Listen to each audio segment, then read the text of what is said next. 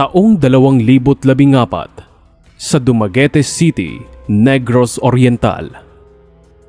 Nangyari ang kaso ni Adelaida Lagman, 40 taong gulang. Isa siyang dating propesor sa isang universidad. Kilala bilang strikto, ngunit maalalahanin. Dedicated sa trabaho at laging handang tumulong sa kanyang mga estudyante. Hindi siya nabiyayaan ng sariling anak, ngunit itinuring siyang ina ng maraming estudyante. Sa labas ng silid-aralan, siya ay isang masiglang individual na minamahal ng kanyang mga kakilala. Ngunit ang buhay na puno ng sigla ay unti-unting nagbago. Noong taong 2012, nagsimula siyang makaramdam ng kakaibang panghihina. Mabilis na siyang napapagod kahit sa simpleng pagtayo at paglalakad. Kalaunan ay nakumpirma naman ng mga doktor na siya ay mayroong multiple sclerosis, isang kondisyong unti-unting sumisira sa kakayahan niyang kumilos. Sa loob lamang ng 2 taon, nagbago ang lahat. Hindi na siya muling makalakad ng normal at kinailangang umasa pa sa wheelchair.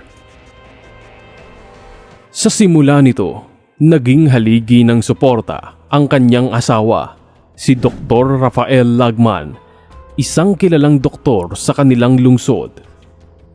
Ipinakita nito ang malasakit at pag-aalaga sa kanyang asawa at palaging nasa tabi ng asawa upang siguraduhing maayos ang lahat. Ngunit habang tumatagal, nag-iba ang kanyang ugali. Ang dating maalaga at mapagmahal na asawa ay naging abala at malamig ang pakikitungo. Bihira na siyang maglaan ng oras para sa kanyang asawa at mas pinili ang trabaho at iba pang gawain sa labas ng tahanan.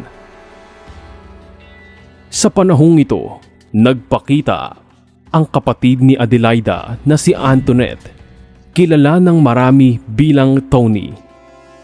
Matagal silang hindi nagkasama dahil lumuwas ito ng Maynila upang makapagtrabaho. Kaya naman sa kanyang pagbabalik, ipinakita niyang nais niyang makatulong at maging karamay sa kanyang kapatid o ate. Sa mga unang buwan, tila malaking ginhawa ang dulot ng kanyang presensya.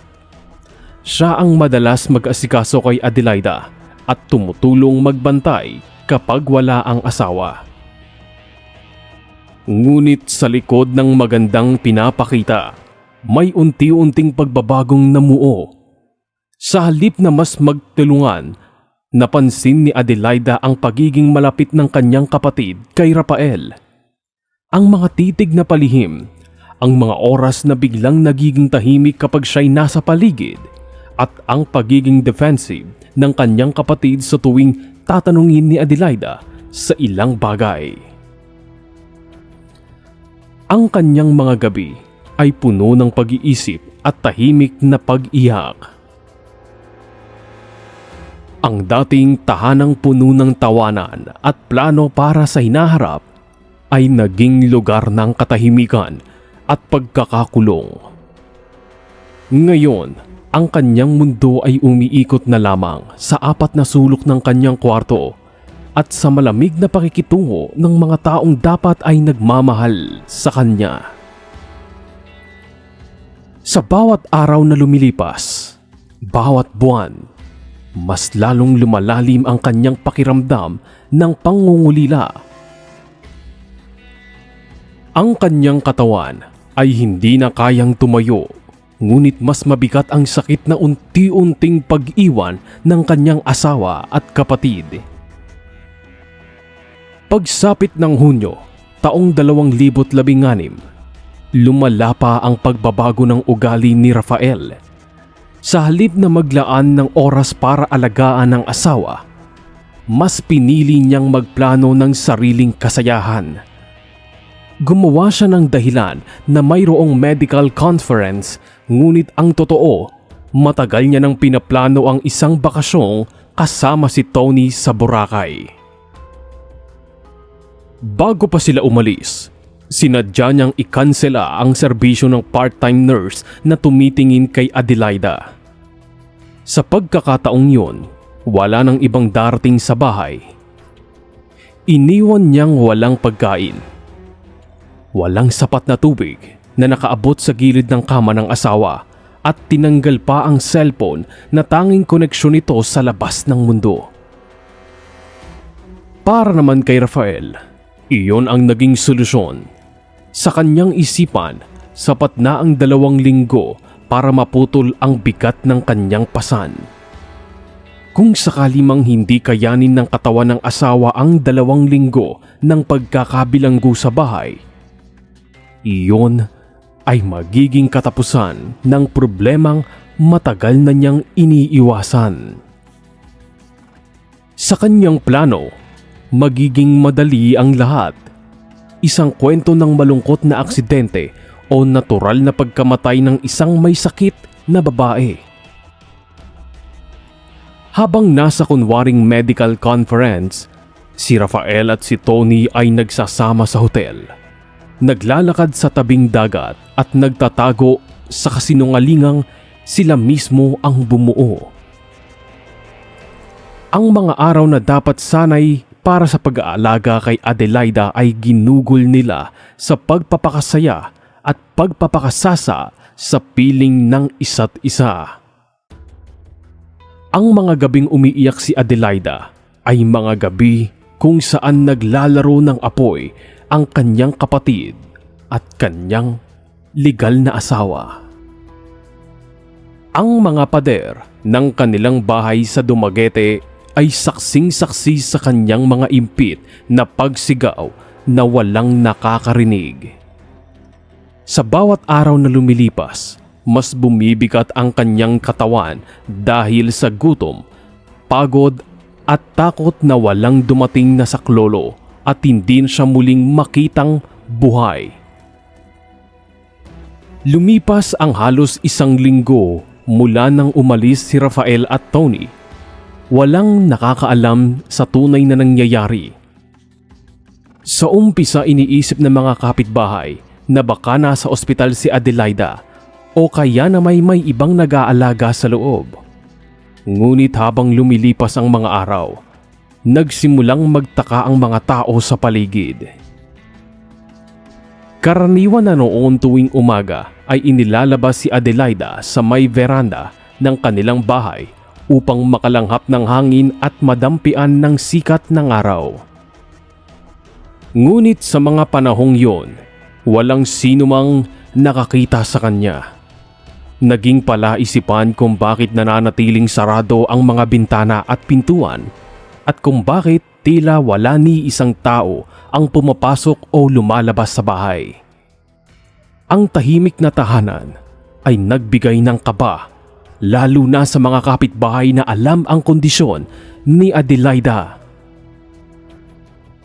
Isang gabi, isang hindi inaasahang pangyayari ang gumulat sa lahat. Mula sa loob ng bahay ay narinig ang tunog ng smoke alarm. Ang amoy ng nasusunog na plastik ay kumalat hanggang sa labas. At agad na kumilos ang 2 kapitbahay at nagtulungang silipin ang loob. Sa pamamagitan ng maliit na siwang sa bintana, nakita nila ang manipis na usok na nagmumula sa kusina. Nang dahil sa kanilang kaba, pinilit nilang pasukin ang bahay. Nang tuluyang mabuksan ang pinto, bumungad sa kanila ang coffee maker na naiwang nakasaksak at marahil nagkaroon ng short circuit. Kaya naman agad nilang inalis yun upang hindi na lumaki at magsimula ang malaking apoy. Bago sila tuluyang umalis ay tumawag sila sa loob ng bahay upang tiyakin na walang tao roon. Sa kanilang gulat, habang sinisiyasat ang buong bahay para tignan kung tuluyan na nga itong ligtas, ay nakita nila sa isang kulob na silid ang isang babaeng payat at nanghihina. Si Adelaida. Ang kanyang muka ay puno ng natuyong luha. Ang kanyang labi ay tuyot sa kakulangan ng tubig. Sa gilid naman ng kanyang kama, naroon ang isang basong wala ng laman.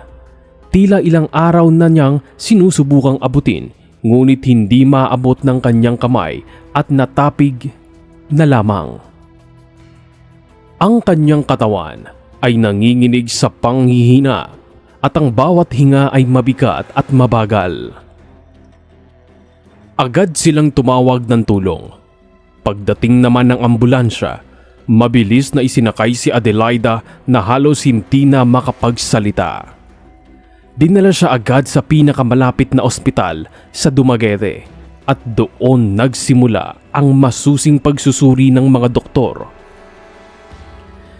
Sa loob ng emergency room, lumabas ang resulta ng mga test. Matindi ang dehydration at malubha ang malnutrition ng kanyang dinanas. Ayon sa mga doktor, kung inabot pa ng 2 o 3 araw ang kanyang kalagayan bago natagpuan, malamang hindi na siya nailigtas.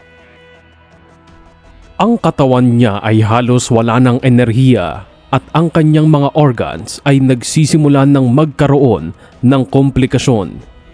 Ngunit sa kabila ng lahat, nabigyan siya ng lunas at naisalba mula sa bingit ng kamatayan. Habang nagpapalakas siya sa ospital, nagsimula ang formal na investigasyon. Isinalaysay ng mga kapitbahay ang kanilang nalalaman na nagpatibay sa pundasyon ng isinasagawang pagsisiyasat. 2 araw matapos maospital ay unti-unting nakapagsalita si Adelaida habang nakaratay. Sa pagitan ng kanyang panghihina, nabanggit niya ang mga pisikal at emosyonal na trauma na pinagdaanan niya habang ang kanyang asawa at kapatid ay wala sa bahay. Sinabi niyang nasa medical conference umano ang kanyang asawa habang ang kanyang kapatid na si Tony ay hindi niya alam kung nasaan naroon. Ngunit malakas ang kanyang kutob na magkasama ang mga ito. Habang nanunumbalik ang lakas ni Adelaida sa ospital, nagsimula namang gumulong ang imbestigasyon laban kina Rafael at Tony. Sa koordinasyon ng pulisya ng Dumaguete at ng mga otoridad sa Boracay, natunton ang dalawa sa isang hotel, magkasama sa iisang kwarto. Hindi na sila nakapagtago pa. Ang mga ebidensya ng kanilang pagtataksil ay malinaw na malinaw. Dinala ang dalawa pauwi ng Dumaguete upang isailalim sa inquest proceedings. Sa una, mariin nilang itinanggi ang mga paratang. Sinabi nilang wala rin silang alam o kinalaman sa kalagayan ni Adelaida at may iginigiit na may sapat itong kakayahan para alagaan ang sarili. Ngunit ang mga ebidensyang lumabas ay hindi mapapasinungalingan. Ang kanilang pagtanggi ay madaling nabasag nang ilatag ng mga otoridad ang mga natuklasan. Mula sa joint bank account ni Rafael at Adelaida, natuklasang ilang araw bago umalis ay nag-withdraw si Rafael ng malaking halaga ng pera. Ang perang yon ay hindi ginamit para sa gamot o sa pangangailangan ng kanyang asawa, kundi inilaan sa kanilang bakasyon. Natuklasan ding inihanda ni Rafael ang ilang dokumenta na may kinalaman sa life insurance ni Adelaida. Bagay na katakataka, gayong buhay pa ang kanyang asawa at sumasailalim pa sa mga therapy at gamutan. Naging matibay din naman ang testimonya ng mga taong nakapaligid sa pamilya na madalas daw napapansin ang pagiging malapit ni Tony at Rafael sa isa't isa, na nakikita rin daw minsang kumakain sa mga restaurant sa syudad. Sa ilalim ng matinding pressure, unti-unting bumigay si Tony. Sa kanyang pahayag, Inamin niyang alam niya ang plano ni Rafael. Ang hayaan si Adelaida na mamatay ng mag-isa at siya ang tuluyang papalit sa pwesto ng kanyang ate kung magkataong magtagumpay ang plano nila. Ang kanyang pag-amin ay nagpatibay lalo na sa kaso laban sa kanilang dalawa. Samantala naman, habang nagpapatuloy ang investigasyon, nakaramdam naman si Adelaida ng kakaibang lakas. Sa kabila ng kanyang pisikal na kahinaan, naging malinaw ang kanyang paninindigan. Unti-unting nabuo ang larawan ng krimen. Isang doktor at isang kapatid na nagtaksil sa kanya. Iniwan ang isang babaeng may sakit na halos walang laban at ginamit ang pagkakataon upang magpakasasa sa pansariling kaligayahan. Ang kanilang mga hakbang ay hindi lamang nagpapabaya, kundi malinaw na tangka upang wakasan ang buhay ni Adelaida nang hindi nadudungisan ang kanilang mga kamay. Disyembre, taong 2017. Matapos ang halos isang taon ng paglilitis, tuluyang lumabas ang hatol laban kina Rafael at Tony. Sa sala ng hukuman sa Dumaguete, inilahad ng hukom ang mabigat na pasya. 30 taong pagkakakulong para kay Rafael at Tony dahil sa kasong attempted parricide at concubinage. Ang desisyon na iyon ay mabigat ngunit nararapat para sa mga taong nagtaksil kay Adelaida. Sa wakas, nakamit niya ang hustisyang nararapat para sa kanya. Ngayon ay nakabalik na si Adelaida sa kanyang tahanan, hindi para ikulong kundi magpatuloy sa kanyang buhay. Sa pagbabalik niya, hindi na siya mag-isa. Ilang dating katrabaho sa kapwa guro ang dumating upang magbigay ng suporta sa kanya. May mga nagdala rin ng pagkain, may naghatid pa ng mga bulaklak at may iba pa na nag-alok ng oras para samahan siya. Isang dating estudyante niya na ngayoy ganap ng nurse ang nagboluntaryong manirahan sa kanilang bahay. Ipinangako ng batang ito na minsan niyang itinuring na pangalawang anak sa loob ng silid-aralan na aalagaan siya. Ang pagkalingang yun ay naging sagot sa kanyang panalangin. Isang patunay na ang pagmamahal at malasakit ay maaari pa ring matagpuan kahit pa sa mga taong hindi mo naman tunay na kadugo. Ngunit itinuturing kang tunay na pamilya na parang tunay na kamag-anak. Dahan-dahan namang bumalik ang sigla ni Adelaida. Tuwing umaga, inilalabas siya sa veranda ng kanyang bahay, kung saan muli niyang nararamdaman ang init ng araw sa kanyang balat.